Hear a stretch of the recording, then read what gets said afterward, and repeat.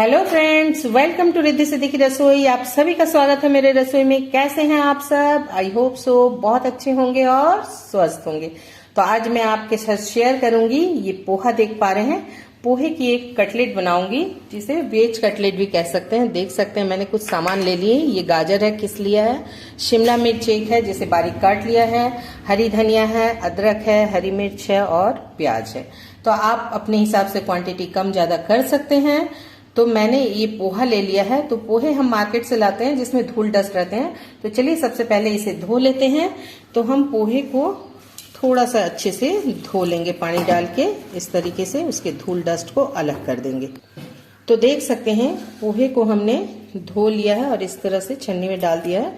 इसे एक बार और हम पानी से इस तरीके से धो लेंगे। तो ये हमने धो दिया और पोहे को थोड़ा सा हम फैला देंगे ताकि पानी जो है वो अच्छे से स्टेन हो जाए। हमें पोहे को बिल्कुल चिपचिपा नहीं करना है, हमें बिल्कुल फरफर रखना है इसे। तो चलिए इसकी पानी को स्टेन कर लेते हैं। तो देख सकते हैं आलू हमने 2 बॉयल आलू को इस तरह से ग्रेटर से ग्रेट कर लिया है। अब हम इसमें ये जो पोहे हैं, हमारे पोहे देख सकते हैं बिल्कुल अच्छे से हो गए हैं। तो चलिए पोहे को हम इसमें डाल देते हैं और इसे हाथों से अच्छे से मैश करते हैं।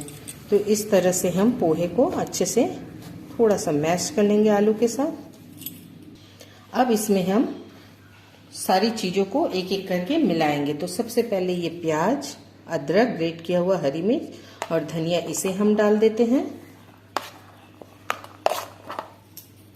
अब हम इसमें डाल लेंगे ये गाजर और शिमला मिर्च।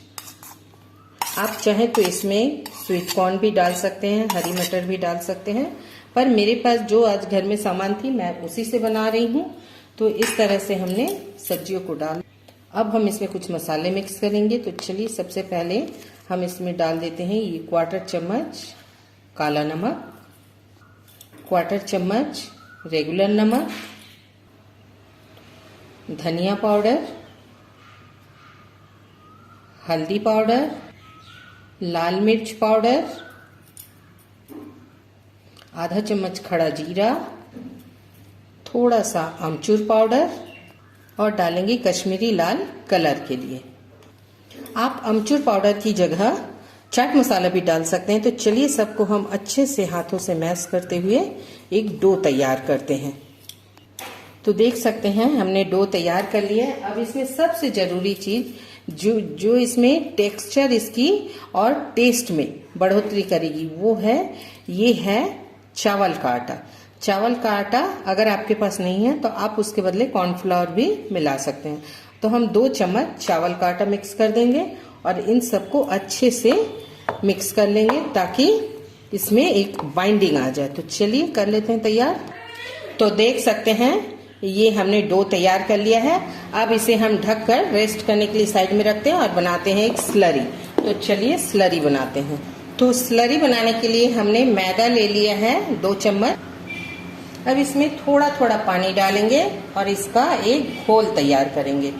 तो चलिए थोड़ा थोड़ा पानी डालते हैं और एक घोल बनाते हैं ताकि लम्स ना आए, इसलिए हम थोड़ा थोड़ा पानी डालेंगे। तो देख सकते हैं ये हमने मैदे का घोल तैयार कर लिया है, यानी स्लरी तैयार कर लिया है। इसकी जो थिकनेस है इसी तरह होनी चाहिए, ये रनिंग उसमें फ्लोइंग उसमें चलनी चाहिए इस तरीके से। तो चलिए अब हम ये ब्रेड क्रम्स भी ले लिए। हमने ब्रेड को 2-3 ब्रेड को हमने मिक्सर में ऐसे पीस लिया है और ब्रेड क्रम तैयार कर लिया इस तरीके का। तो चलिए सबसे पहले इसको अब साइड में कर देते हैं और इसे ले लेते हैं और चलिए इसकी एक टिक्की का शेप देते हैं। चलिए हम हाथों में थोड़ा तेल लगा लेते हैं इस तरीके से और इस तरीके से हम शेप बनाते हैं। तो इस तरीके से हम गोल बनाएंगे। तो इस तरीके से गोल बना के हम इसे इस तरीके से शेप देंगे।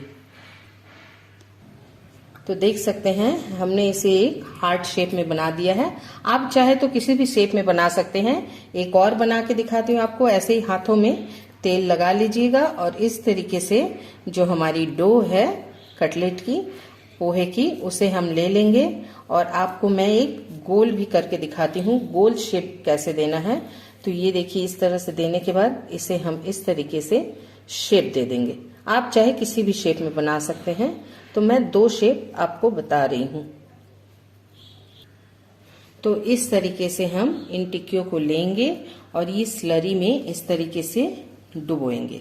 अच्छे से इसे कोट कर लेंगे स्लरी में और फिर इसे हम ब्रेड क्रम्ब में इस तरीके से डाल देंगे और इसमें भी अच्छे से कोट कर लेंगे। तो चलिए इस तरह से सारे टिक्कियों को हम तैयार करके आपको दिखाते हैं। तो देख सकते हैं इसे भी हमने इसी तरह से कोट कर लिया। तो चलिए अब सबको करके आपको दिखाते हैं। तो देख सकते हैं हमने तैयार कर लिए हैं ये इस तरीके से सारे। आप चाहे तो इसे फ्रीजर में ऐसे ही बना के रख दीजिए और बाद में जब मेहमान आ जाए या कोई गेस्ट आ जाए या फिर कोई जाने वाले आ जाए या बच्चे जिद करे तो आप इसे तुरंत फ्राई करके दे सकते हैं। अगर ये तैयार रहेगी तो 5 मिनट नहीं लगते हैं आपको कटलेट पोहे का तैयार करने में। तो चलिए अब चलते हैं गैस की ओर, जहां हमने कढ़ाई चढ़ा दिया और तेल डाल दिया है। तो ये तेल गर्म हो गई है। अब हम धीरे धीरे ये एक एक को इस तरीके से डाल देंगे। तेल हमें ज्यादा गर्म नहीं रखनी है, हमें मीडियम टू लो में रखना है अभी। और इसी तरह हमें जितनी जगह हो उतना ही फ्राई करना है। तो चलिए हम सब डाल देते हैं और फ्राई करते हैं धीमे धीमे। तो देख सकते हैं 2 मिनट हो चुके हैं। अब हम इसे धीरे धीरे पलट देंगे। तो आप किसी फोर्क की सहायता से पलटिए, इससे बड़ी इजीली पलटती है और टूटती नहीं है, क्योंकि इस समय ये थोड़ी सॉफ्ट रहती है। ये अब इस तरफ जब पलट के ये फ्राई हो जाएगी तो ये बिल्कुल क्रिस्पी हो जाएगी। तो चलिए हमने पलट दिया, देख सकते हैं कलर बहुत अच्छी आई है।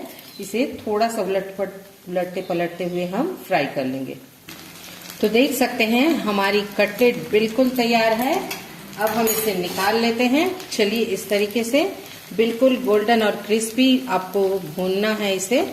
तो चलिए सारे कटलेट को हम निकाल के फिर दूसरे बैच का फ्राई कर लेते हैं इसी तरह से, फिर आपको प्लेटिंग करके दिखाते हैं। तो चलिए दूसरे बैच का भी डाल देते हैं आप। तो इस तरीके से अब हम इसे भी डाल देंगे। चलिए इस तरीके से इसे भी हम फ्राई कर लेते हैं सबको।